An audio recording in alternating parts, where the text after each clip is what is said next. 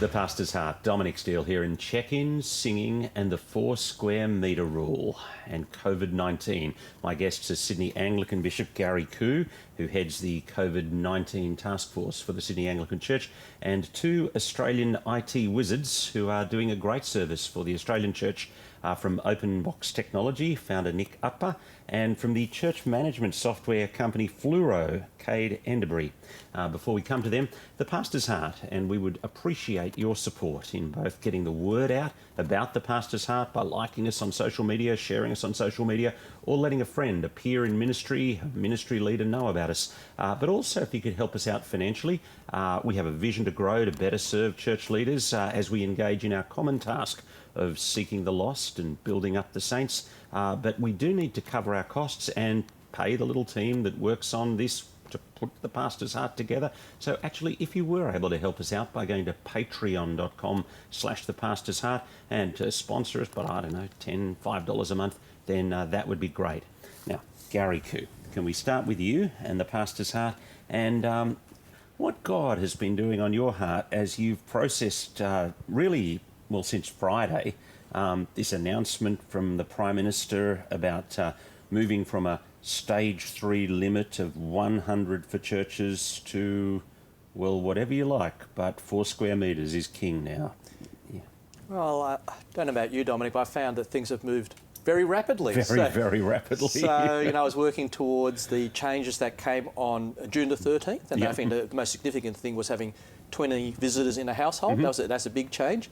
But then by the Sunday, after I absorbed what was happening on the Saturday, it changed again. Mm-hmm. And, obviously the Prime Minister said something about lifting the limit from 100 to whatever you could fit in the 4 square metre rules. And for us, it's a significant change in terms of 100 on the site in total to, our auditorium on its own fits 100. That's right. So a big change there, and then our Premier said the same thing. So July 1 is the date that she's given us. Yeah, and now, for a lot of churches, that means July the 5th, Sunday, July the 5th is going to be a significant change date for operations. I'm imagining that you've been hearing feedback from a number of churches across the place, and some people are saying, right, we can go, and some people are saying, we've still got problems. Yep. What's the vibe that you're getting? Yeah, like you, I think there's mixed reactions, and it really comes down to the size of your church and the type of the church you have. So again, for small and medium-sized churches with significant buildings, this is a great opportunity just to move, to go back and to move forward. But for some of our larger churches, especially those larger churches with a significant children's ministry, it's the children's ministry and the management of the children's ministry which is in your traditional family service, which is still problematic. Well, let's bring in some of our... we're going to talk to you guys with your IT hats on in a moment, but Cade Enderbury down in Melbourne, you're at Sindel Baptist. That's a big church. How have you guys been placed through this whole season, and what's the roadmap forward for your church, mate? Certainly. So our church had resolved itself to the fact that this, particularly around March when we kind of closed down, that it may be a season that reaches to the end of the year. So our church is basically planned to be live streaming until 2021. And I think we often have maybe something close to 1,500, maybe even to 2,000 attending on a weekend, with a Mandarin, a Cantonese, a Vietnamese, a Korean, and 3 English congregations meeting on a weekend. And as things have been changing pretty rapidly, probably more rapidly than I think any of us have really expected, which is a good thing. Our church, I think, will probably be getting some of the smaller congregations and restarting in on-premises services. So our Cantonese and Mandarin congregations will probably start meeting, and then towards our larger congregations like the English services over the rest of the year, it'll probably be a bit of a basically see what happens week to week and make more decisions. But right now it's live streaming mainly for us. Nick, you're at St Barnabas Broadway, Yes. and what's the feel about the last weekend's announcements for your church? Again, it's hard for me to say, but we're excited to be moving towards meeting together physically. We've been doing Zoom church and that's been great, but we're definitely very excited to be meeting together. But we still have, I think, a real heart to make sure that those people who, for whatever reason, can't meet, still make sure that we're able to cater for them and bring them into the community well. Now, Gary, the larger churches of Sydney, really with the 4 square metre rule, that they can't move anywhere. No, it's really difficult. You know, some of our larger churches might have, let's say, 450, 500 square metre main halls, but with social distancing, you're talking about 120 people, whereas normally they'd have around 250 to 300 people. So again, it's very difficult, and the only option is to multiply the number of meetings. And you were telling me children's ministry is the big problem with the 4 square metre rule. Yeah, for 2 reasons. Again, having enough space for the children, and then the difficulty of running children's ministry, especially for younger children, with the requirement of social distancing.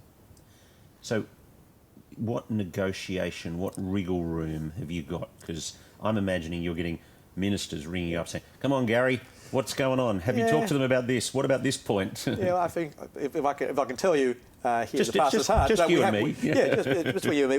We have spoken to the government about this issue, and I think for them it's a bit of a wait and see policy. They are concerned about churches as being sources of infection, but as the number of infections in the community goes down and the risk goes down, I wonder if we're going to see a move on that. Mm-hmm. Now, we'll just do singing for a minute, because sure. I mean, really last weekend, or maybe the weekend before, was the first big weekend of church since the singing announcements have come out, and so I mean, we had groups of people meeting in groups of 50 around the country, but instructions about no singing. Although I did notice Premier Berejiklian in her statement yesterday said nightclubs to open on the 1st of August. Yeah. Well, you can't have a mosh pit in the nightclub and no singing in church. Do you? Yeah, I think, again, that's just an indication of where they're heading. So I was in a meeting last Wednesday, and there was an indication that they would review things, and they were aware that singing was important for faith communities and that they would be mindful of that. So you would expect an announcement on that before the 1st of August, I'm imagining? Oh, I'm not going to predict anything, Dominic, but I know that they're thinking about it. It must be, though, mustn't it? I mean, I think so. I mean, if they're talking about having a nightclub, they can't be saying no singing. I don't know, but it makes sense to me what you're saying. Right, okay. One of the things from the Prime Minister on Friday was how they were going to open up events for quite large numbers as long as there was seated ticketing, and clear indication of who was coming to those events. Now, that's got implications for ticketing, check-in, and number of people and who's on site for the church, not just the corporate venue, but the church. Now, well, let's start with you, Kate, because you created a software company, Fluoro, to serve the Australian church, or serve churches, to help people with check-ins, ticketing and that kind of thing. What's your thinking been about this, and how have you been working to respond to the need of the church in this hour? Primarily before coronavirus, the main reason for doing check-in for a lot of churches was out of compliance for child safety, checking in kids into programs and just making sure that the code of conduct was up to scratch, particularly after the Royal Commission. But now after coronavirus, it's become about checking in everybody, keeping track of who was there just in case there was an outbreak, or you needed to contact people who were there to let them know they may need to go get checked. Just basically to be able to better care for people.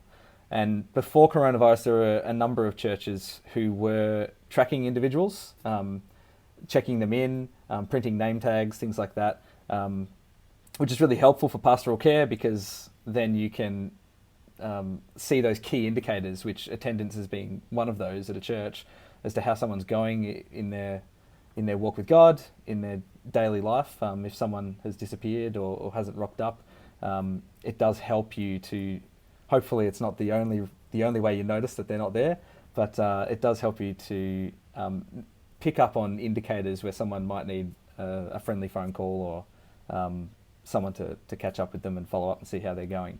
So there were churches that were doing it before, but I think now with the coronavirus and us opening churches, now that it's somewhat government mandated that we do it, I think there'll be quite a lot of churches that give it a go and actually can understand the benefits.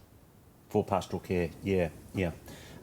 For our church, before we moved to use Fluoro, we were using Levanto, and we found their check-in system would have been fine for the kids ministry, but in terms of the adult ministry, it was far too many relational speed bumps for us to consider using it in the front foyer of the church. And that was where we got to know you, Nick, an open box, and tell us your journey of check-ins. Take us back to 2 or 3 years ago, and how did you get involved in this space? Yeah, so I think my church was at Barney's, were investigating a similar kind of issue that you outlined there for Village Church. So we started developing a system and realised pretty quickly that this would be a great system for many churches.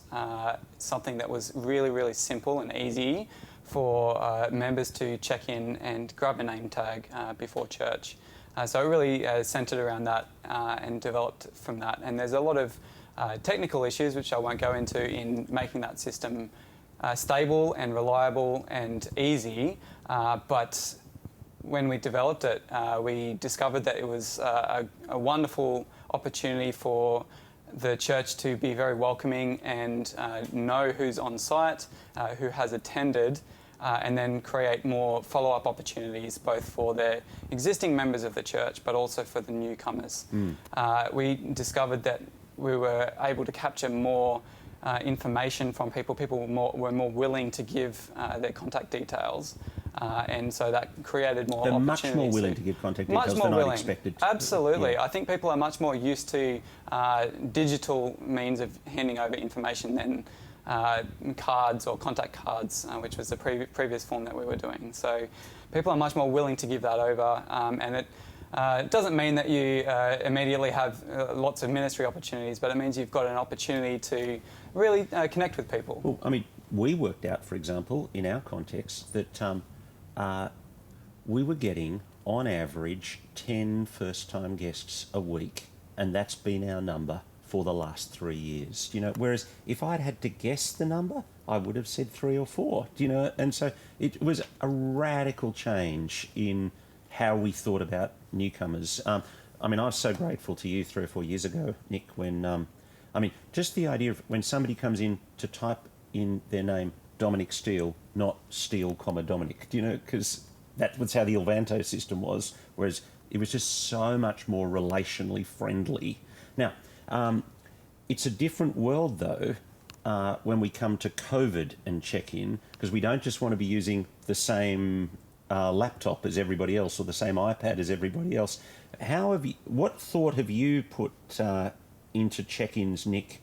Cade.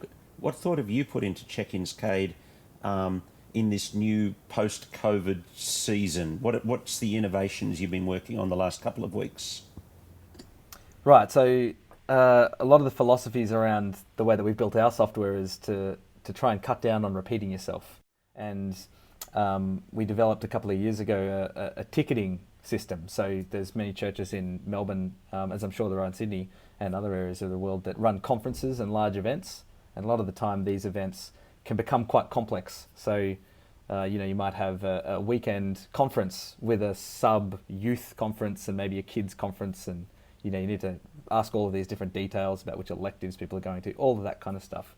And just making the whole ticketing process easy. And I suppose with the COVID-19, we saw, well, really what needs to be done is churches need to start working like a ticketed event, at least in this period. So, and that's going to be super necessary for some churches for the immediate future. Yeah.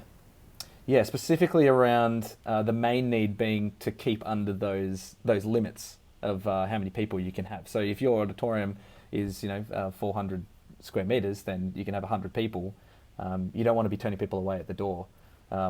You want to be able to know that ahead of time whether they should get their family all dressed and ready and off to the church service, whether there's going to be a spot for them or whether they should tune into the live stream, and just be able to cater for that whole experience a lot better for someone, especially new people coming to visit the church. So the ticketing stuff that we did actually lends itself quite well to the needs now. We just had to simplify it a little bit. So instead of having to set up all of the payment options and ticketing and all that kind of stuff, we really just needed a way for people to say, here's my details, I'd like to come, and the ticket number to decrease the available tickets so that people could book seats. And then after they do that, they get an email just saying, thanks for registering, here's a QR code on their phone. And then for volunteers on the Sunday morning when a person actually arrives at the church, they can arrive with their family, 2 or 3 kids, just hold their phone up, and your volunteers don't need any extra app or anything. They can just point the camera on their smartphone at the QR code, or they can just search for the name if the person hasn't brought the QR code or doesn't have a ticket printed out, and literally just check in all of the family members. So it's a really simple process, takes less than a few seconds, and there's no actual contact happening. It's just a kind of like a tap and pay. You scan your phone and you're in. And what that does also is, I think at your church, you print the name tags as well, which is great for creating community when people are actually at the service. Because I look at you and I think, I know that guy, but I just can't remember his name. But when you've got a name tag on, I feel safe to go and talk to you.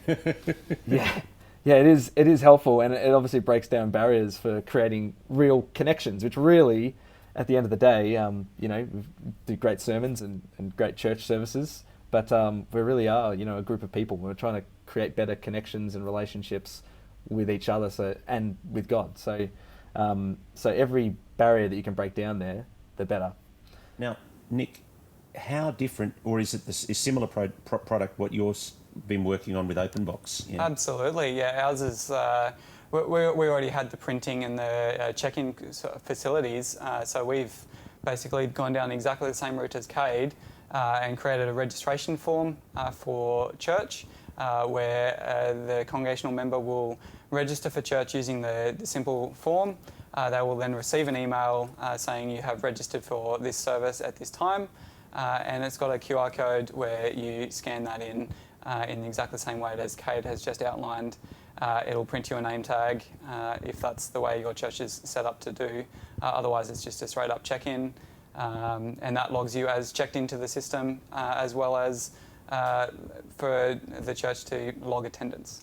Now, as I was talking to you guys, I think I worked out, the key difference really is in terms of the user experience, it sounds very similar, but Fluoro is of course a standalone church management system, database, and so much more, whereas the Administor program that you've developed is a standalone entry point of church, and so at one level it's been, you started off designed to plug in to Elvanto because you were frustrated with Elvanto's poor check-in performance, but you've actually moved it to be a little bit more kind of separate as well in this new incarnation, Nick. Do you want to... Absolutely. So yeah, we've designed specifically for this new contactless check-in ability that we've just designed.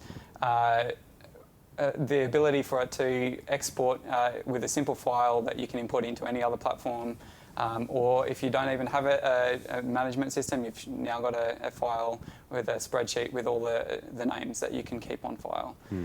So it really has the ability to plug into any platform, and we're definitely very open to working with other platforms as well. And we can open that up. It's a real easy system to do that. Just a note, I would have been very happy to have invited an Elvanto rep to be on the couch with us now. I was really quite surprised and disappointed to read a discussion in the Elvanto Users Forum where they were asked would they provide something to help what is a legislated requirement of the Australian government at the moment for churches, and the response from the support personnel was no. And so I think really very disappointing, and we're really grateful as Australian church leaders to the work that Cade and Nick have done in facilitating what is absolutely going to be necessary. I think, well, it's legislatively necessary in Australia, but for people engaging with us around the world, I think it's actually pastorally not just an important thing to do in the COVID season, but a sensible thing to do as you work forward. I mean, you would agree with that, Gary?